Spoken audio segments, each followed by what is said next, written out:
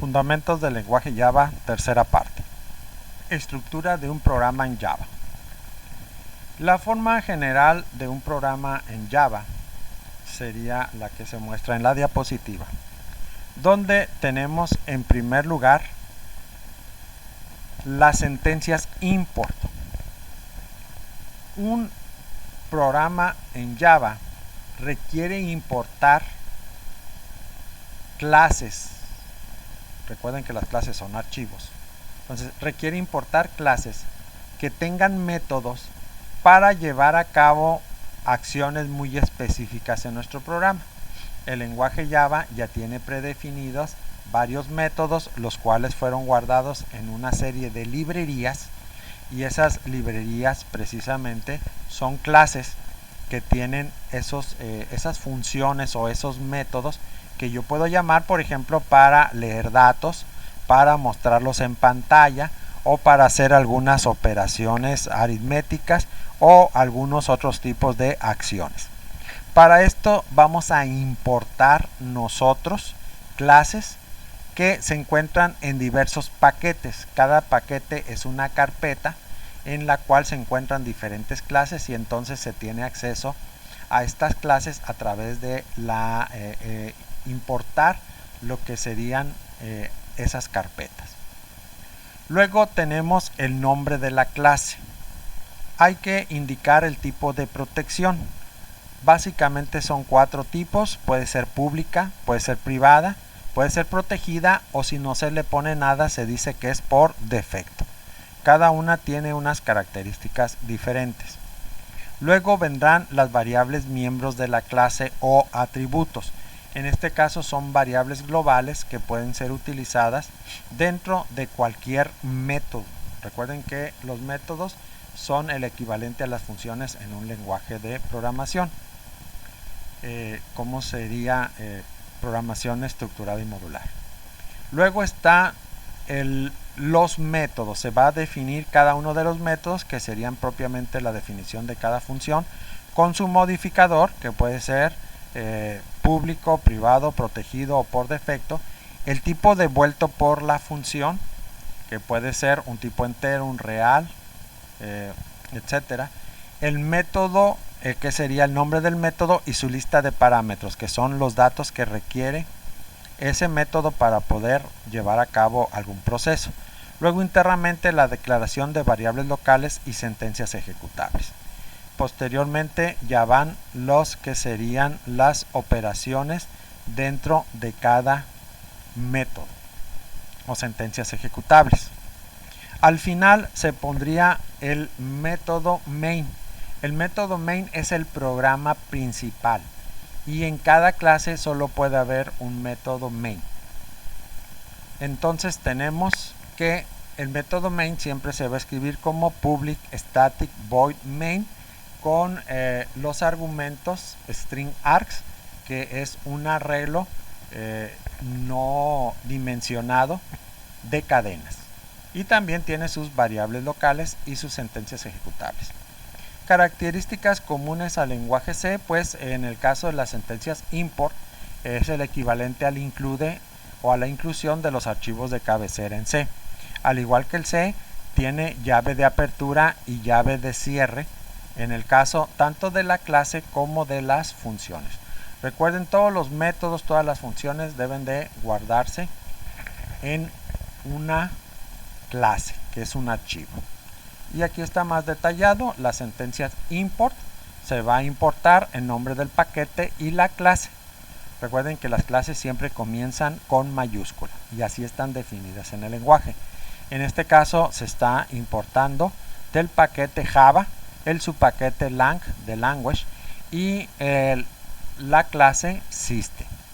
Y cuando se desee importar de forma general, en vez de poner el nombre de la clase, se le pone un asterisco, y lo que va a hacer es va a importar todas las clases que se encuentran definidos en ese paquete.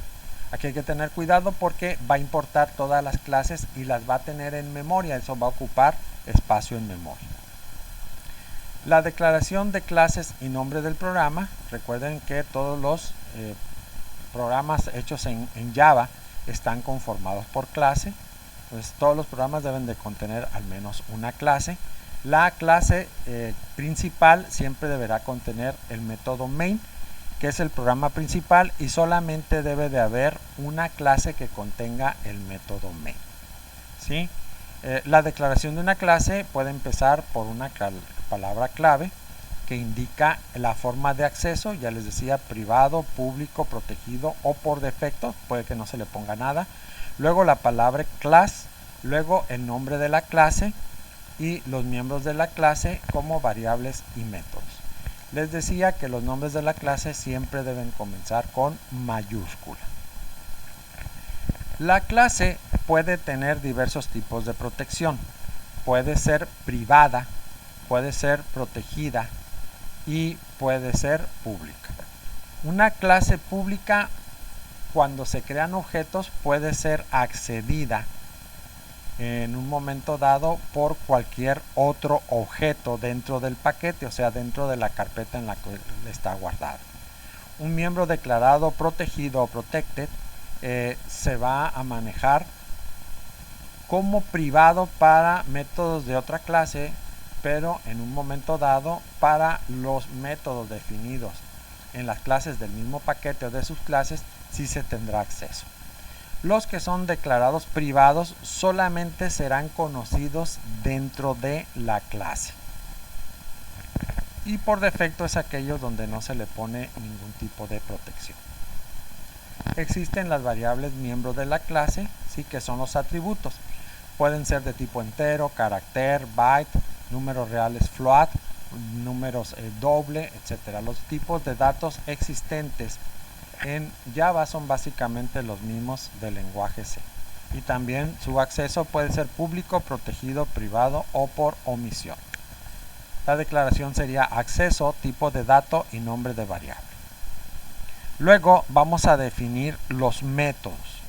¿Sí? Un método va a tener su modificador, su tipo de vuelto, el nombre del método y la lista de parámetros.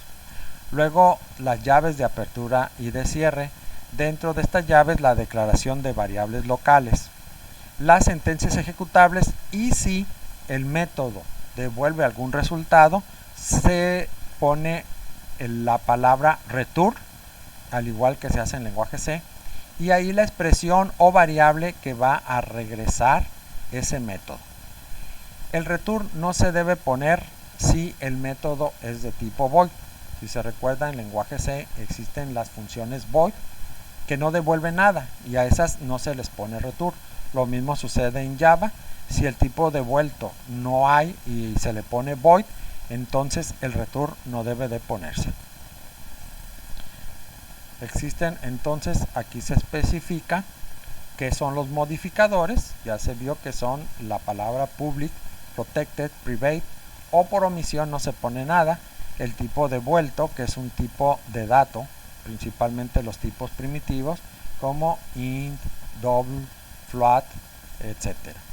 Los métodos sería el nombre del método y finalmente la lista de parámetros, que son las variables que puede tener ese método para poder llevar a cabo sus operaciones.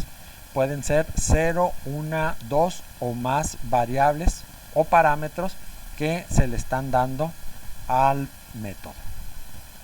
Y finalmente está el método main, que siempre tendrá esa sintaxis. Será público, será estático, no devuelve nada y tendrá como parámetros un arreglo no dimensionado de cadenas. Entonces siempre será public static void main string args entre corchetes vacíos y luego todo entre paréntesis. Se ponen las variables locales y las sentencias ejecutables. Ahí en el método main es el programa principal y es el que va a generar la ejecución del programa.